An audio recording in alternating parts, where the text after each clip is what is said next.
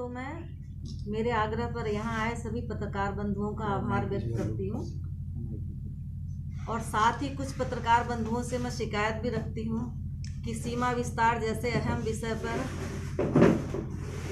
विपक्ष के इशारे पर जो खबरें चलाई जा रही वो एक तरफा है, जो कि पूर्णतः गलत और मिथ्या है, पूर्वाग्रह से ग्रसित है। मेरा और नगरपालिका का कोई भी दृष्टिकोण इस विषय में नहीं रखा गया, जो कि यह निष्पक्ष पत्रकारिता के विपरीत है।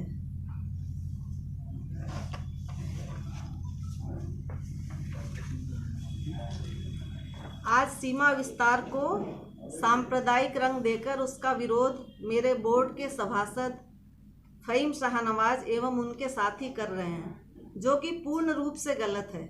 ईश्वर साक्षी है कि मेरे पति श्री अतुल कुमार जैन जी के द्वारा, जो कि पूर्व में नगरपालिका परिषद के चेयरमैन रह चुके हैं, या मेरे परिवार के किसी भी सदस्य द्वारा जो कि सक्रिय राजनीति में है, सभी ने हमेशा जाति धर्म की राजनीति से ऊपर उठकर जनता की सेवा की है। हमने हमेशा ही माननीय प्रधानमंत्री श्री नरेंद्र मोदी जी के सबका साथ सबका विकास की नीति को चरितार्थ किया है और इतनी विपरीत परिस्थितियों में नगरपालिका परिषद का चुनाव जीतना और आज भी बिना जाति धर्म के भेदभाव के काम करना इस बात का स्पष्ट प्रमाण है। नगरपालिका परिषद अमरोहा के सभी नज़दीकी क्षेत्रों में शहरी लक्षण उत्पन्न हो जाने के कारण वहां के निवासियों द्वारा नगरीय क्षेत्र में शामिल होने की मांग काफ़ी पुरानी है। इसी जनभावना के सम्मान में हम इस सीमा विस्तार के प्रस्ताव को लेकर आगे बढ़ रहे हैं। नगर पालिकाओं को प्राप्त होने वाली विकास निधि में दो ही बड़े मानक होते हैं, जो निकाय क्षेत्र की जनसंख्या और उसका क्षेत्रफल होता है। आज की वर्तमान स्थिति में पालिका का क्षेत्रफल बहुत ही सीमित है और आबादी अधिक होने के कारण नागरिक सुविधाएं देने का दबाव बहुत अधिक है। सीमित क्षेत्रफल के कारण शासन से पर्याप्त मात्रा में पैसा प्राप्त नहीं हो पाता है, जिस कारण कर्मचारियों के मासिक भुगतान से सेवानिवृत्ति के उपरांत होने वाले भुगतान और विकास कार्य करवाने में बहुत कठिनाई होती है।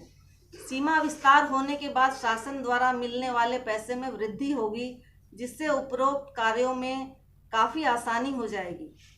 इसके अतिरिक्त नगर में सम्मिलित होने वाले क्षेत्रों में बेहतर सुविधाएं मिलेंगी और इस हेतु नई नौकरियों का सृजन भी होगा। इतने महत्वपूर्ण और जनहित के कार्य का विरोध सभासद फ़हीम शाहनवाज एवं उनके साथियों द्वारा केवल सांप्रदायिक कारण के और राजनीतिक महत्वाकांक्षा के कारण किया जा रहा है। इसके द्वारा निरंतर नगरपालिका की छवि को धूमिल करने का प्रयास किया जा रहा है, जो कि किसी परिस्थिति में भी स्वीकार करने के योग्य नहीं है। इनके कृत्यों से मैं उत्तर प्रदेश शासन को अवगत कराऊंगी। साथ ही मैं शहर और क्षेत्र की जनता को यह भी कहना चाहती हूँ कि जो भी थोड़े बहुत लोग इस जनहित के कार्य को करने में विरोध कर रहे हैं, वह आपकी जन भावनाओं से खेलकर मात्र अपना राजनीतिक हित साधने का प्रयास कर रहे हैं और अपने फायदे के लिए शहर और क्षेत्र की जनता का नुकसान कराना चाहते हैं। मेरा जनता से विनम्र अनुरोध है कि ऐसे लोग जो अपने आप को जनता का नेता कहते हैं और जनता की बेहतरी के काम में रोड़ा अटकाते हैं, ऐसे लोग जो जनता से मिली ताकत का इस्तेमाल जनता को ही नुकसान पहुंचाने में कर रहे हैं, ऐसे लोगों का सही वक्त आने पर जनता ही सबक सिखाएगी। धन्यवाद। एक तो कोई प्रश्न हो तो एक दो प्रश्न। पहला सवाल मेरा ये है, सीमा विस्तार किए जाने के बाद जो गांव में मनरेगा वाले लोग हैं उन्हें वहाँ से हटा दिया जाएगा, तो उनके बारे में आपकी क्या राय रहेगी? जो गांव जोड़े गए हैं सीमा विस्तार में, वहाँ पे मनरेगा के भी कुछ लोग होंगे। देखिए, शहरी लक्षण उत्पन्न हो जाने के बाद अमूमन सभी जगह जो सीमावर्ती इलाके होते हैं नगर पालिकाओं के, उन्हें शहरी क्षेत्र में जोड़ा ही जाता है और जब शहरी क्षेत्र में जुड़ जाएंगे तो उस हिसाब से नए रोजगारों का सृजन भी होता है। आज शहर अमरोहा है, इसमें कोई मनरेगा का मजदूर नहीं। जब शहरी क्षेत्र में आदमी जुड़ जाता है तो उस हिसाब से नए रोजगारों का सृजन अपने आप ही होता है। लोगों का कहना यह भी है कि जो शहर में जैसे विकास नहीं हो पा रहा, सड़कें आज भी टूटी फूटी हैं, तो हम और एरिया जोड़ के फिर मतलब कैसे कर पाएंगे? वैसे तो आज हम लोग केवल सीमा विस्तार पर ही करने वाले थे, पीसीआर उत्तर देने वाले थे, लेकिन आपने पूछा है तो सबसे बड़ी बाधा जैसे प्रेस स्टेटमेंट में बताई गई वो विकास निधि की प्राप्ति, जो 2 बड़े मानक है। मैं आपको अभी पेपर भी दूंगा। ये उत्तर प्रदेश नगर पालिकाओं का वित्तीय परिदृश्य है। इसमें स्पष्ट रूप से उल्लेख है कि पैसा जो राज्य वित्त आयोग और 14वें वित्त आयोग का प्राप्त होता है निधि, उसमें 2 बड़े मानक शहर की जनसंख्या और उसका क्षेत्रफल होता है। यही 2 मानक है। जब क्षेत्रफल आपका बढ़ेगा तो अपने आप विकास निधि में वृद्धि हो जाएगी। इसमें आपकी जो पिछली बोर्ड की मीटिंग हुई थी उसमें प्रस्ताव हुआ था, वो आरोप ये आ रहा है कि उस प्रस्ताव से विपरीत आपने कहा ये सीमांकन किया है, ऐसे क्या? सरकार का जो नया शासनादेश आया है उससे अब शासन को सीमा विस्तार करने के लिए या तो बोर्ड की संस्तुति या जिलाधिकारी की संस्तुति, तो माननीय जिलाधिकारी महोदय ने 3 बार संस्तुति करके शासन को इस हेतु भेज रखा। जो सीमा विस्तार में गांव जोड़े गए हैं, क्या वो नगर पालिका से सीमित मिले हुए गांव हैं? हाँ, सभी गांव नगर पालिका के सीमावर्ती गांव हैं। और अगर कोई, मानिए हम एक स्वस्थ लोकतंत्र में रहते हैं, बहुत से लोग आवाज़ उठा रहे हैं, आपत्तियां करते हैं, सुझाव भी मांगे जा रहे हैं, शासन 15 दिन का समय इसीलिए देता, तो हमें तो इस बात पे गर्व करना चाहिए कि हम एक स्वस्थ लोकतंत्र में रह रहे हैं और सभी आपत्तियों का निस्तारण शासन नियम पूर्वक अपने स्तर पे करे। उन गांव में डाकखाना, बैंक आदि, चिकित्साएं व स्कूल जैसी सुविधाएं उपलब्ध हैं जो गांव सीमा विस्तार में जोड़े जा चुके हैं। मैं पुनः बताता हूँ, जो भी आपत्तियां उठ रही हैं, हम एक लोकतंत्र में रहते हैं। यहाँ पर पक्ष की आवाज़ भी उठाई जाती है, विपक्ष की आवाज़ भी उठाई जाती है।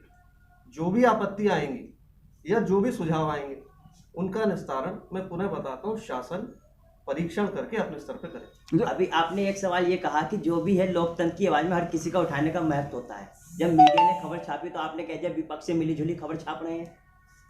इतने महत्वपूर्ण बिंदु पे और कुछ सभासद आपके साथ नहीं है, कुछ 4-5 ही सभासद आपके साथ हैं। इतने महत्वपूर्ण बिंदु पे मीडिया का कैसे कह दिया 7-4-5 ही है? नहीं, तो 4-5 ही है ना।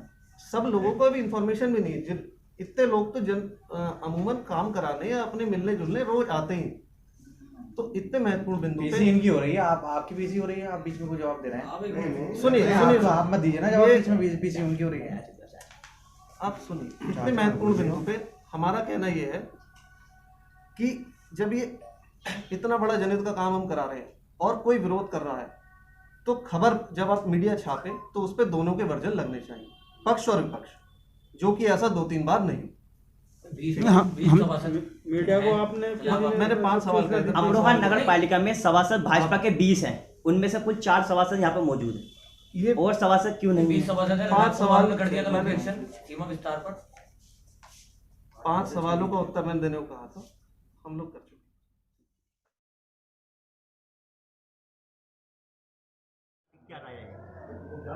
जहाँ तक सीमा विस्तार और उससे जुड़ी हुई चीज़ों की हमें जानकारी है, अमरोहा नगर पालिका परिषद के क्षेत्र में रहने वाला 10% लोग भी उसके विस्तार से सहमत नहीं है।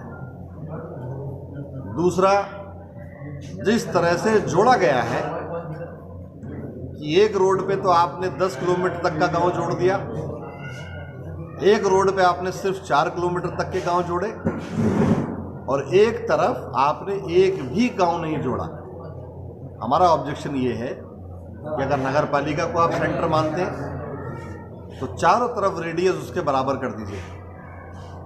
नगर पालिका के विस्तार की बात तो उसके बाद करना चाहिए, पहले जो शहर बचा है, आप चाहे हमारे घर के बाहर की सड़कें देख लीजिए, नगर पालिका उन क्षेत्रों का विकास भी नहीं कर पा रहा, तो विस्तार की बात करके और उन गाँवों का विकास रोकने का काम जो साहब भी कर रहे हैं, मुझे लगता है उनका कोई निजी लाभ हो सकता है। सीमा विस्तार के बारे में मैं ये भी कहना चाहता हूँ कि जो आपत्तियाँ लोग कर रहे हैं वो आपत्ति एकदम सही है। ग्रामीण क्षेत्र के लोग भी आपत्तियाँ कर रहे हैं, आप लोग पढ़ रहे होंगे सब जगह, और शहरी क्षेत्र के लोग भी कर रहे हैं। और मुझे लगता है जो मेरी भी बात हुई है उच्च अधिकारियों से कि सीमा विस्तार, क्योंकि ये बिल्कुल गलत तरीके से किया जा रहा है, सीमा विस्तार कभी नहीं होगा।